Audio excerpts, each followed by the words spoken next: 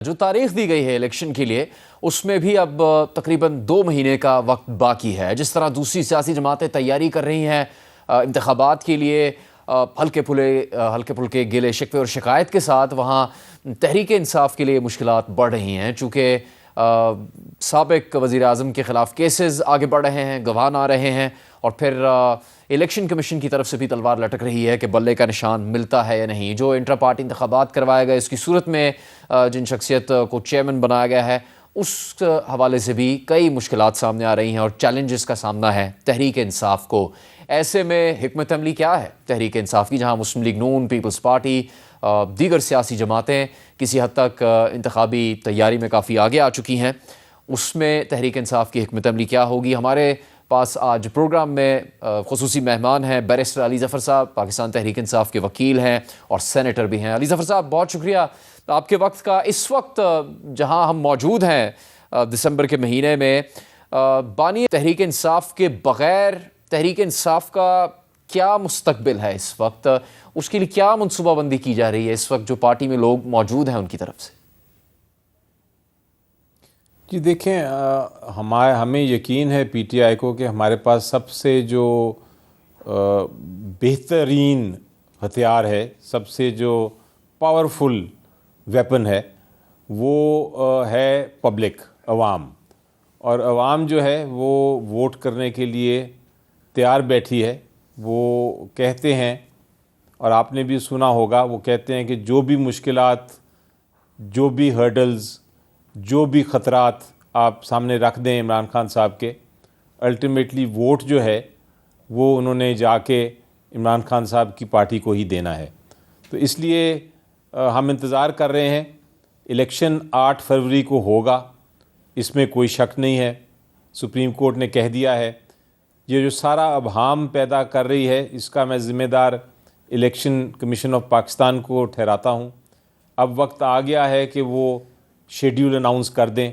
वो schedule announce करने में जो ताख़ीर कर रहे हैं उसकी वजह से ये कन्फ्यूजन है सब तरफ। लेकिन हम तैयार हैं, हमें यकीन है कि चलें आज नहीं तो 3 दिन बाद, 4 दिन बाद ये शेड्यूल आ जाएगा। जिस दिन शेड्यूल आएगा हम अपने कैंडिडेट्स भी अनाउंस कर देंगे। और हमें पता है कि हमें कैंपेन नहीं करने दी जा रही, हमें पता है कि लेवल प्लेइंग फील्ड नहीं मिल रही, लेकिन हम उसके लिए भी तैयार हैं। हम उसका भी बंदोबस्त कर लेंगे। जहाँ तक लीगल केसेस का ताल्लुक़ है, हमें पता है केसेस भी बहुत हैं और केसेस चल भी रहे हैं तेज़ी से, लेकिन वो कानूनी मुकाबला है, वो कानूनी मुकाबला हम करेंगे। तो अली ज़फ़र साहब, इस पे तो सवाल ये बनता है कि मुसलसल तहरीक इंसाफ की तरफ से दावा किया जा रहा है कि लेवल प्लेइंग फील्ड नहीं मिल रही, बल्कि हामिद खान साहब ने तो कहा था कि लेवल प्लेइंग फील्ड क्या, हमें तो फील्ड ही नहीं मिल रही। फिर दूसरी तरफ तहरीक इंसाफ मुसलसल ये दावा कर रही है कि इंतखाबात तो वही जीतेगी। आपने भी इस बात को दोहराया।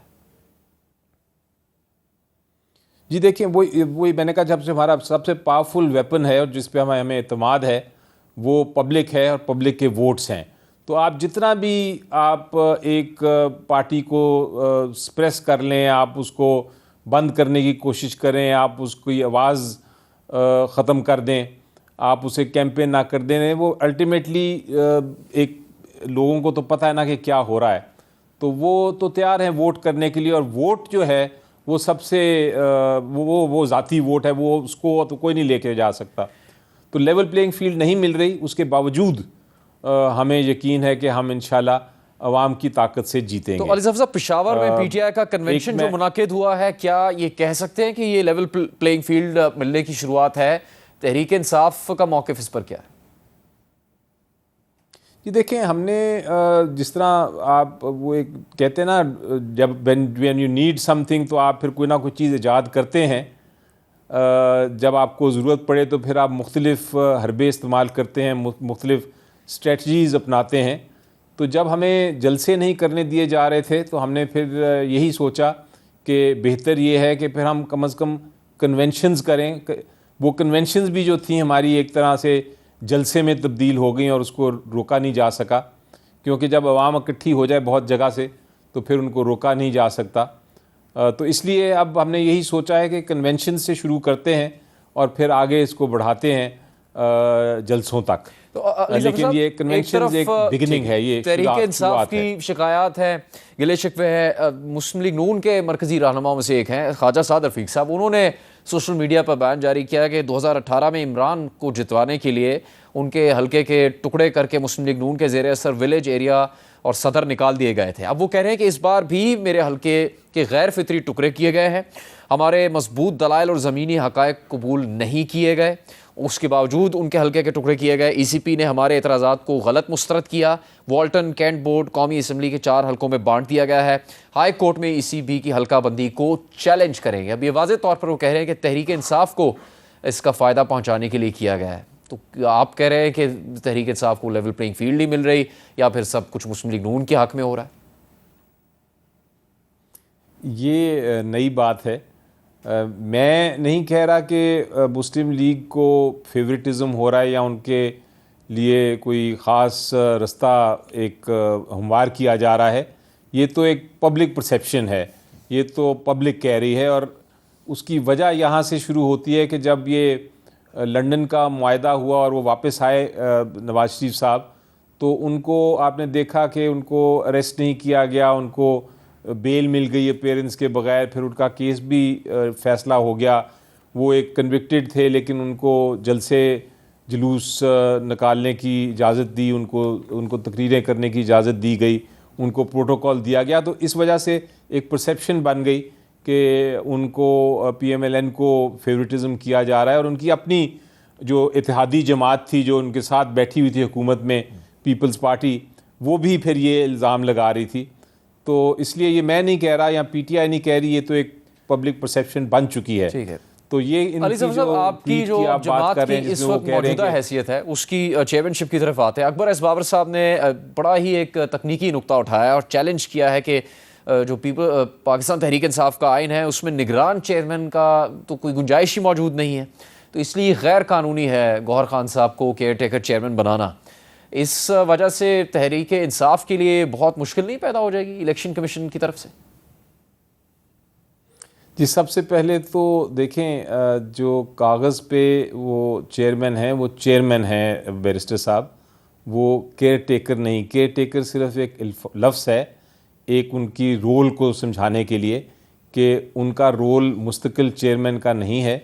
वो रोल जो है उनका ये है कि तब तक वो संभालेंगे इस पोस्ट को जब तक कि इमरान खान साहब वापस नहीं आते, जब तक कि उनके केसेस ख़त्म नहीं होते। तो केयर टेकर कोई उस कागज़ों में नहीं लिखा हुआ, ये तो एक बयान करने का तरीक़ेकार है।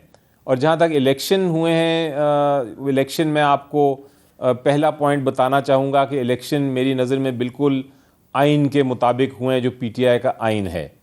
जहाँ तक एस बाबर साहब का ताल्लुक़ है, मेरा दूसरा नुक्ता इस पे ये है कि बाबर साहब जो हैं वो PTI के मेंबर नहीं, उनकी शिकायत करने का इलेक्शन के PTI के इलेक्शन इंट्रा इलेक्शंस के बारे में शिकायत करने का कोई जवाज़ नहीं। तीसरी चीज़ ये है कि उन्होंने शिकायत की है इलेक्शन कमीशन ऑफ पाकिस्तान को। इलेक्शन कमीशन ऑफ पाकिस्तान को इलेक्शन एक्ट 2017 में कोई इख्तियार नहीं, कोई जुरिस्डिक्शन उनकी नहीं है कि वो इलेक्शन की वैलिडिटी को चैलेंज करें। वो सिर्फ ये देख सकते हैं कि क्या इलेक्शन हुआ कि नहीं, इलेक्शन सही हुआ गलत हुआ, उसमें क्या हुआ क्या नहीं हुआ, वो देखने का इख्तियार इलेक्शन कमीशन ऑफ पाकिस्तान के पास नहीं है। इसलिए जो दरख्वास्त दी गई हैं या दरख्वास्तें दी गई हैं इलेक्शन कमीशन ऑफ पाकिस्तान को, वो सारी मुस्तरद ही होंगी। और चौथी चीज़, कुछ जमातें भी, कुछ पॉलिटिकल पार्टीज़ भी तनकीद कर रही हैं इस इलेक्शन के बारे में, तो उनको मेरा पैगाम ये होगा कि जो इंटर पार्टी इलेक्शंस होते हैं वो हर पार्टी के अपने होते हैं। एक दूसरी पार्टी का कोई इखलाकी और कानूनी कोई हक नहीं है कि वो दूसरी पार्टी के इलेक्शंस को चैलेंज करें या दूसरी पार्टी के इलेक्शंस को तनकीद करें।